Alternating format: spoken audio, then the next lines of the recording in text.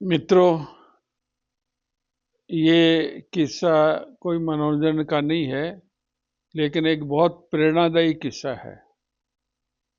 अपने देश के कुछ नेता कितने महान हुए हैं, उनमें एक सरदार पटेल है, जिसका अगर सबसे पहले नाम लिया जाए तो भी कोई अचंभा नहीं है। ये 1930 के दशक के आसपास की बात है। सरदार पटेल की पत्नी बहुत बीमार थी, उनका ऑपरेशन भी हुआ और इधर बॉम्बे में एक मुकदमा लग गया, जिसमें उस आदमी को जिसके खिलाफ मुकदमा था उसको फांसी भी हो सकती थी।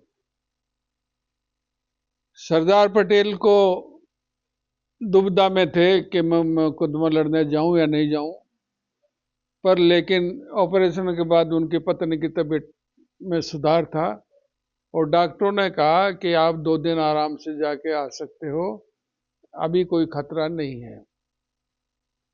सरदार पटेल पैरवी में बॉम्बे गए और जिस आदमी का मुकदमा था, जिसको फांसी हो सकती थी, उसके मामले में बहस कर रहे थे। बहस के दौरान कोई आदमी आया, डाकिया, और उसने एक तार, उस वक्त टेलीग्राम चलते थे, अब तो तार चलने बंद हो गए, टेलीग्राम सरदार पटेल को दिया।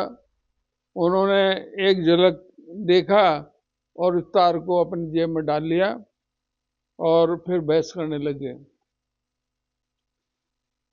बहस जोरों से करी जैसे कुछ हुआ ही नहीं हो।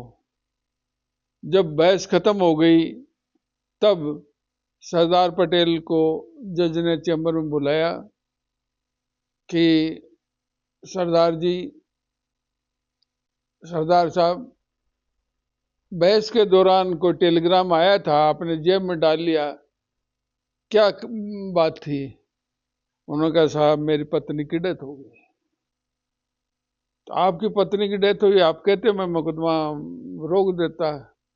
कि साहब रोक देते, मेरी पत्नी तो मर चुकी थी और ये मुकदमा में सही टाइम से नहीं लड़ता, दोबारा मौका नहीं मिलता बहस करने का, तो मेरे क्लाइंट को फांसी हो जाती।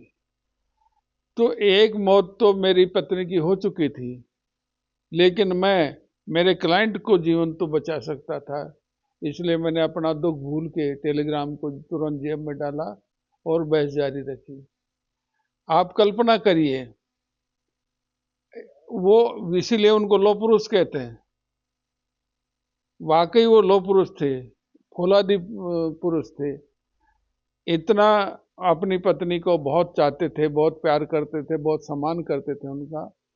और उनकी डेथ पर उनको जो बड़ा झटका लगा, धक्का लगा, दुख पहुंचा, उसके बावजूद भी उन्होंने अपने आप को तुरंत संभाला और सेकंड भी नहीं लगने दी और अपनी बहस जारी रखी। और खुशी की बात यह थी कि उनकी बहस से उस आदमी को फांसी होने से बच गई। ऐसे कितने लोग आज हैं, कितने लोग पहले हुए हैं। ऐसे लोग बहुत कम होते हैं। जैसे शहीद भगत सिंह भी ऐसे एक थे कि माँ, मेरे को फांसी होगी तो मेरी लाश को लेने मत आना। क्यों?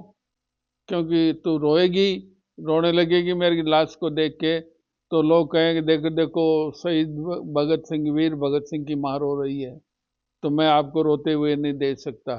मेरी माँ और रोए, ये संभव नहीं है। तो ऐसे महान लोग थे।